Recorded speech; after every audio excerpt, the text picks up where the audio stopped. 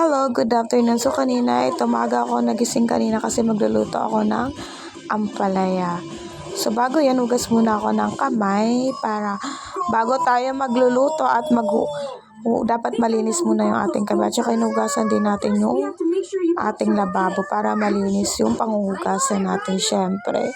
Yan, sinasabon pa natin yan guys.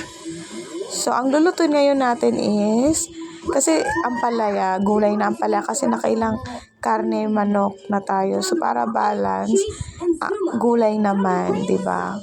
Nakatinola na tayo, nakasinigang.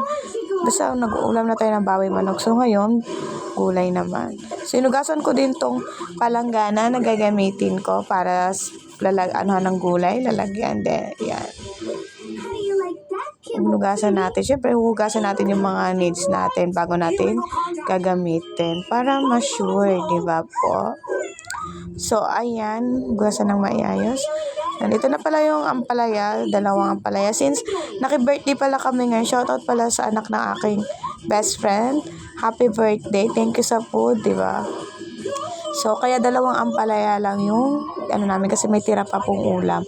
So, ito, inugasan ko din yung chopping board na gagamitin pati itong bowl kasi lalagyan din namin ng ampalaya. Yan, so hugasan natin ng maayos syempre. Grabe talaga kasi syempre nagki-crave din ako sa ampalaya. So paborito din talaga namin. Para hindi mapait, lalagyan natin, ibababad natin yung ampalaya dito. Yan, nilagyan ko ng tubig yung bowl, tas asin para hindi mapait. At hinugasan ko rin yung kutsilyo kasi syempre gagamitin natin yung panghiwa. So ayan, naghiwa ko ng ampalaya. So pag naiwa ko na to, ibababad ko to sa may bowl na may asin para hindi mapait, para masarap. Pero alam nyo, ang ampalaya mapait ay masustansya guys. May iba kasi na mas gusto nila yung mapait kasi syempre masustansya yun. Pero dito sa bahay talaga, mas gusto nila yung walang pait. Pero para kumain sila ng ampalaya. Pero para sa akin, mapait o hindi, basta ampalaya, healthy yan, masarap yan, masustansya yan. So inalis ko muna yung sa mga buto niya sa may gitna. Ayan, bago natin hiwain. Di ba nakita inugasan ko naman? Pero hugasan ko din to ulit later pag nahiwa ko na siya. So, ayan. Tapos, syempre dapat lagi tayo may basurahan. So, yun na nga. Kahapon kasi for the short story. So, ito iniwa ko na. Galing ako sa birthday yan sa anak ng best friend ko. Happy birthday. So, inaanak ko siya. Naiya nga ako kasi syempre, wala pa akong pag-give. Sabi ko sa kana, pag naging teacher na si teacher at kapag may work na. Sa ngayon kasi, naghanap pa rin ako. Like, kung sa mga hiring, kaso need ko talaga makumpleto credentials ko. Like, yung diploma, TOR. Pero yun, pray lang kung anong kalooban ni Lord. So, ito na nga, iniwa-hiwa ko ng ampalaya. Nilagay ko muna siya dito sa palanggana na itim na hinugasan ko. Bago ko siya ilalagay dun sa bowl na puti na may asin.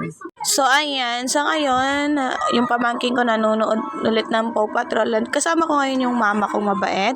Dito sila sa bahay. So, ito habang inihiwa, back to pagluluto tayo. Siyempre, story tayo na may para hindi tayo maubusan ng sasabihin, diba? So, inalis ko ulit yung mga buto niya, yung gitna niya sa ampalaya, diba? Tapos, ayan, so after ko din ito mahiwa, ilalagay ko muna sa block na palanggana, hugasan ko for the last hugas. Tapos pag nalas ko hugas, ilalagay ko na to dun sa puting bowl na may asin para ibabad natin ng ilang minutes para hindi mapait. So, ayan na guys, inalis natin, lininisan muna natin.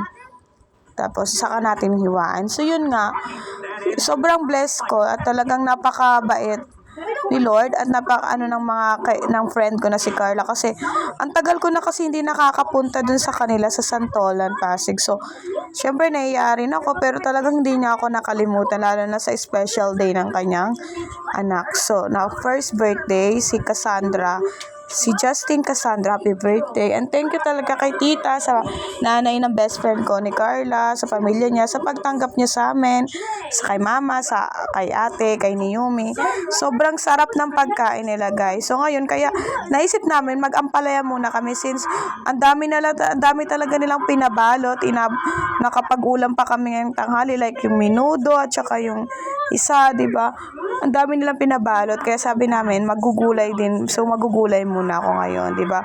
So ito na, pinalas hugas ko muna, guys. Tapos ayan, nilagay ko na siya dito sa sa bowl na puti na may tubig at nilagay natin ng asin. So ibababad natin to ng ilang minutes. Yun lang. So ito na, maghiwa na ako ng yung kamatis. Syempre, hindi talaga ito na nawawala. So, sa kamatis, iniwa ko muna, tapos tatanggalin natin yung sa may gitna. So, ito, syempre, naka-ready na yung plastic na paglalagyan natin ng basurahan. So, inalis ko din yung mga buto ng kamatis. Ayan, tapos saka natin siya hihiwain. So, hihiwain ko na yung kamatis kasi syempre, wala tong taba o baboy na nasahog ang ampalaya. Talagang itlog lang, pero mga ganito. Pero sulit, masarap siya mamaya. So, ayan, iniwa ko na yung kamatis, guys. Pwede hiwa tayo ng kamatis.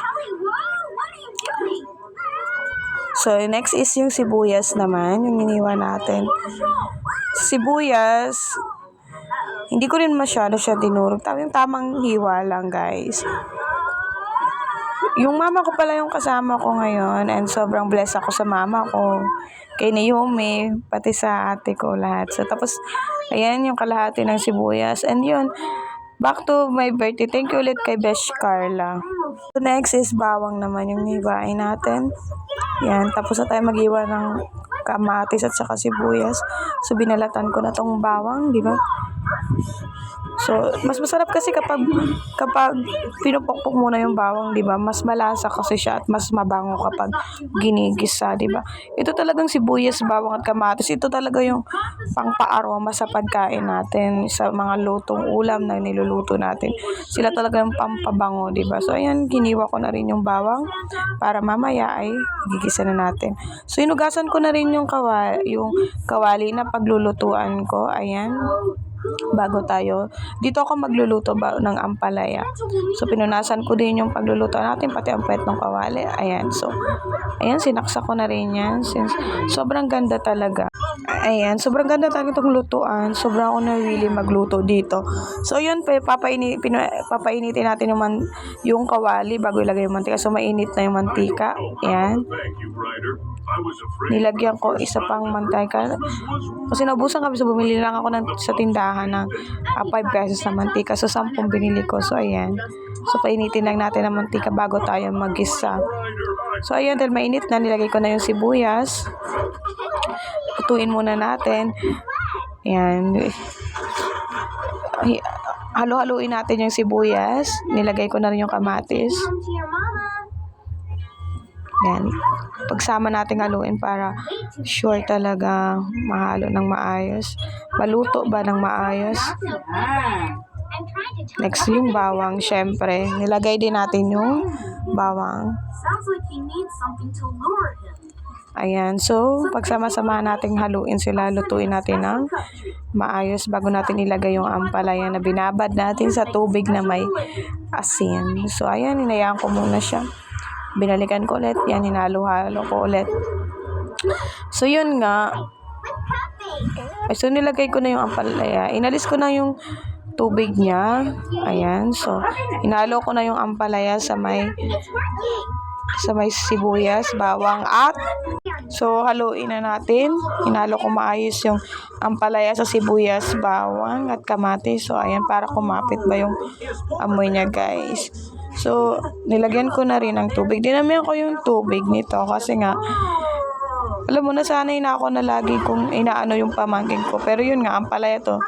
Di ko alam kung kakain siya or hindi. So, dinagdagan ko pa rin ng konting tubig.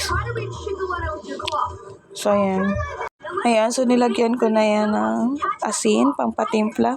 Lagyan na natin ng tubig. So, lalagyan ko na ito ng pantimpla, guys. Lagyan na natin ng asin. Siyempre, dinagdagan ko ulit ng tubig para ma-sure. Nalo natin. So, nilagyan ko ng patis. Dapat sa akin ni Mama, 2 kutsarang patis lago. Pero kasi sakto to, hindi to sobrang tamis, hindi din to sobrang alat. So, nilagyan na natin ng patis. Yan, tapos sinalo ko siya, syempre. Halo natin, papakuluan natin. Ang ganda talaga magluto sa ganitong lutuan, alam mo. Dito talaga ako nawili. And thanks to God, diba? May lutong kami na ganito. And to, nilagyan ko rin ng asukal. Yan. Isa ito sa mga sikreto ng aking mama, kaya laging masarap pala ang luto niya. So, pakalagay ko ng asukal, inalo ko ulit. So, tinanong ko muna si mama kung ano ako nagsabaw si Naomi kasi nga, bago ko lalagyan ng magic sarap. Pero sabi ni mama, ang palaya kasi to kaya hindi rin siya sure kung kakain si Yumi. So pinatikim ko nga sa mama ko kung okay na. Sabi niya okay na daw. Ganyan. So hayaan lang natin. Pakuluin ko siya. At pag napakuluan ko, saka ko ilalagay yung itlog. Yung egg, diba guys? So hayaan ko lang. Tinakpan ko muna siya. So ito yung egg. So una-una 2 lang nilagay ko. Ayan, lalagyan natin ng itlog. Tapos itong itlog, syempre, para mas masarap, ilagyan ko din ng konting asin. Ilagyan ko ng paminta para mabango at mas masarap. Kasi wala tayong ibang sahog, kundi itlog lang. Talagang prayer, kasama sa prayer, syempre pinagpipray ko yung niluluto ko, nasakto lang ang lasa. Nilagyan ko ulit ng asin. Ayan, na para lagi masarap. Tapos nilagyan natin ng magic sarap ng konti, diba? Kaya para lagi masarap yung ating niluluto at healthy, laging dapat ipinagpapanalangin, pinagpipray. Yan yung sikreto sa lahat, ipanalangin lahat para magkaroon ng maayos at katagumpayan, diba? At successful lahat dahil sa prayer, dahil kay Lord. Kaya kahit anong ginagawa, always pray at laging ipagkatiwala kay Lord. Lalo kung may doubt ka, kay Lord ibigay. So ayun, dahil nagkulo na, nilagay ko na yung 2 itlog. So ayan, nilagay natin ng. Tapos alam niyo, kada luto, after ko magluto, hinugasan ko na rin diretso para syempre mas maganda tingnan kasi na kapag naghugas ka ay diretso mo na hugas para hindi makalat sa lababo. 'Di ba? Yun yung pinunasan muna natin, guys. So ayan, hinalo natin yung itlog. Yan, hayaan natin magkulo. Tapos ayan, hayaan ko lang maluto din. So, nilagyan na natin ng magic sarap. Hindi talaga kompleto yung araw natin kapag wala talaga magic sarap. Siya yung nagpapasarap sa ating lutuin. Tapos, nilagyan ko na rin ng konting paminta para mas maganda. Inubos ko na yung tira. So, ayan, nilagyan pa natin ng magic sarap kasi kulang yung kanina kaya bumili pa ako dyan. Pero konti lang yan. Tapos sinalo ko siya. Hayaan natin siyang kumulo, guys. Dapat sana yung gusto ko nitong ampalaya na luto ay yung parang prito-prito yung ampalaya. So, ayan. Pakuluan natin siya at palutuin natin. Ayan. Pala dyan, nagkukulo na siya, guys. Diba? Bago ko siya. Kasi papatikim ko pa to kay mama kung okay na ba or kulang pa or sakto na. Kasi si mama yung the best talaga magluto. Lalo pagdating ito, alam niya yung kulang. Alam niya yung mga kulang sa ingredients mo, yung mga dapat pa idadagdag. Kaya, syempre, para sure, pinapatikim ko muna sa akin mabait na mama. So, ayan, haluin natin ng maayos, guys. Haluin lang natin ng haluin para magpantay ba ang lasa. Ayan ko din kumulo. So, ayan, luto na. So, dahil luto na, thanks to God, nakaabot ako kaya ate. So, makakabaon siya ng aming ampalaya. Kasi, kanina nagtabi na rin siya ng menudo. Yung tira nga sa handaan. So, yun, makakadala rin siya ng ampalaya. So, yan, luto na ang ating ampalaya. At nilagyan ko na yung Tupperware ng ate ko. Para may gulay siya, may balanse. So, ayan, thanks to God, nakaluto tayo ng ampalaya. Ayan, so inayos ko lang muna. The best, maganda talaga no kapag ganito. Masarap din magising sa umaga, no. So ayan, okay na yung lasa niya. Yan, luto na. Thank you po. God bless everyone.